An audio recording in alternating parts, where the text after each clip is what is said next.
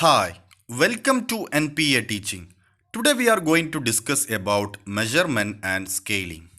Measurement means assign a number or other symbols to the characteristics of an object according to a certain pre-specified rules. Now the question arose that what is the need for assigning a number to an object? Numbers are usually assigned for two reasons. Firstly, the numbers permit statistical analysis of the collected data, and secondly, the numbers facilitate the communication of the measurement rules and results. Now take the term scaling. Scaling means creating a continuum upon which the measured objects are located.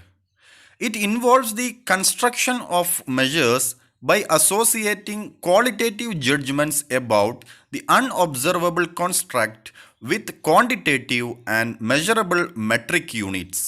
Consider an attitude scale starting from 1 to 100.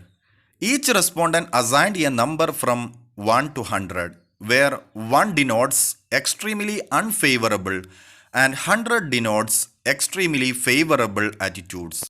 In this example, measurement means the actual assignment of a number from 1 to 100 to each respondent, whereas scaling means the process of placing or locating the respondent on a continuum with respect to their attitudes towards a particular object. Scaling can be used for comparing more than one objects or individually carried out to understand the responses towards a particular object. Accordingly, we have two broad categories of scaling techniques, that is comparative and non-comparative scaling techniques. If we are comparing more than one object, then it is known as comparative scales, and if we are evaluate a single object independently, then it is non-comparative scales. Comparative scales involves a direct comparison of a stimulus objects. Here respondent is asked to compare one object against another. Comparative scale data must be interpreted in relative terms and have only ordinal or rank order properties. Therefore, the data obtained using comparative scales are ordinal in nature and non-metric. With non-comparative scaling, the respondents need to evaluate a single object, which means their evaluation is independent of other objects. The resulting data are generally assumed to be interval or ratio scale. As we are considering a single object at a time in a comparative scaling, it is also known as monadic scaling technique. This is more widely used type of scale in social and marketing research studies. Comparative scales can further divided into four types of scaling techniques, namely paired comparison scale, rank order scale, constant sum scale, and Q-sort scales. We will discuss each type of scales separately. In a paired comparison, the respondent is presented with two variables or objects from which the respondent needs to select one according to some criteria. Paired comparison is the most widely used comparative scaling technique, especially in marketing research. A classic example of a paired comparison scale is taste tests. In a taste test analysis, where you have given both Coca-Cola and Pepsi and then asked you to select one according to your preferences. The second technique of comparative scale is rank order scale. In a rank order scaling, the respondents need to rank or arrange the given objects according to his or her preferences. Respondents are presented with several objects simultaneously and asked to order or rank them according to some criteria.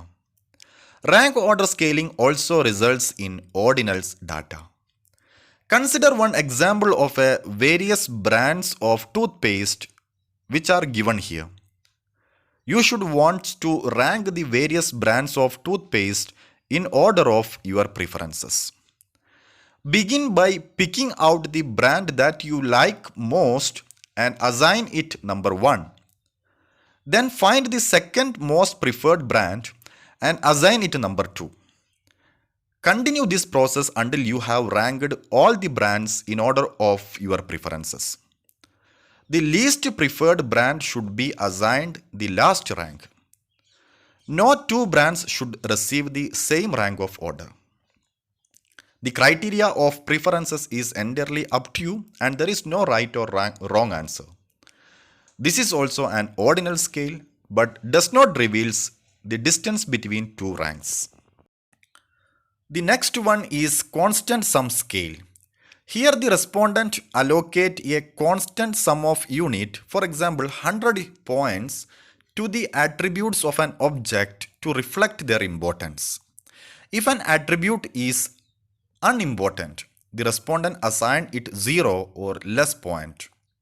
If an attribute is twice as important as some other attributes, it receives twice as many points.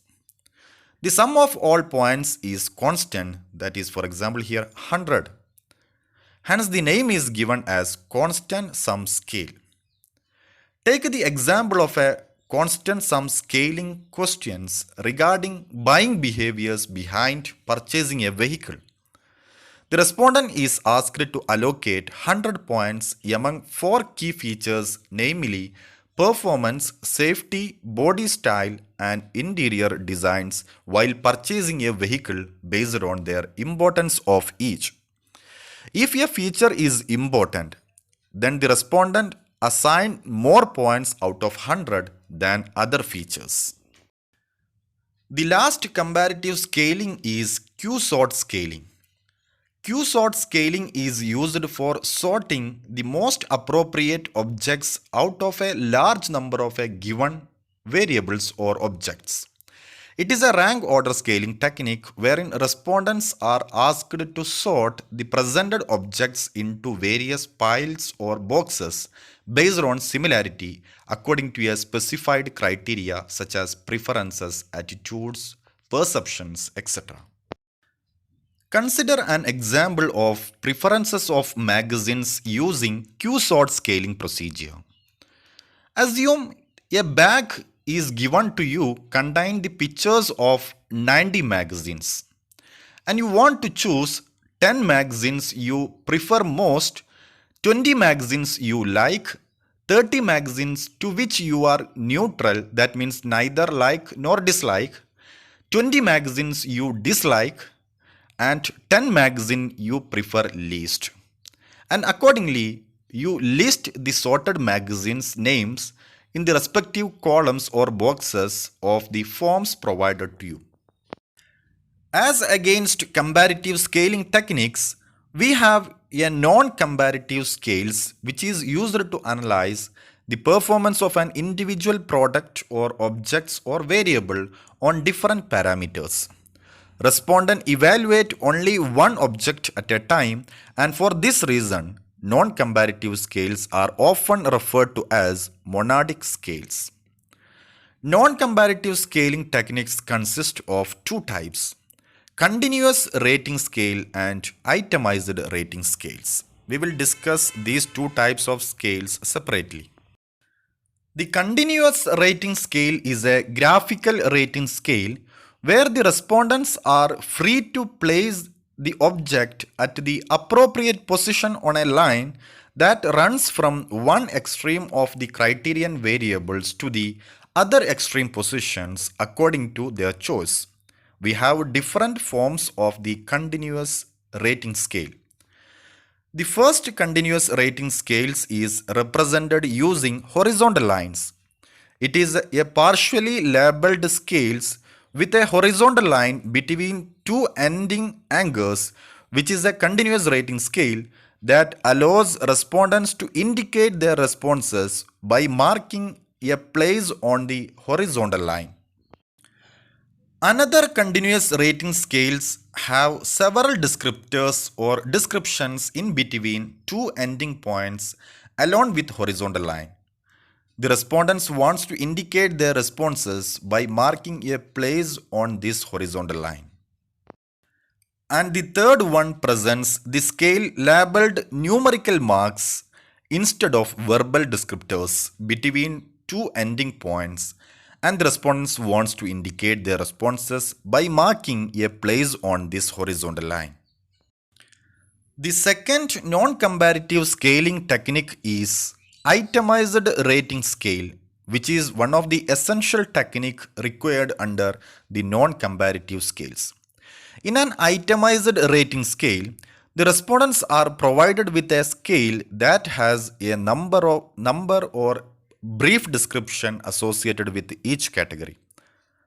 The categories are ordered in terms of the scale position, and the respondents are required to select the specified category that best describe the object being rated.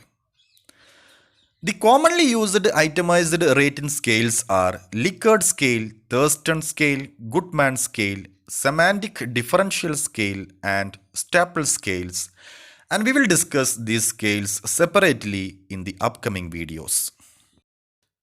I hope you are clear about the concepts of measurement and scaling and different types of comparative and non-comparative scaling techniques. Have a nice day and see you in the next video. Thank you.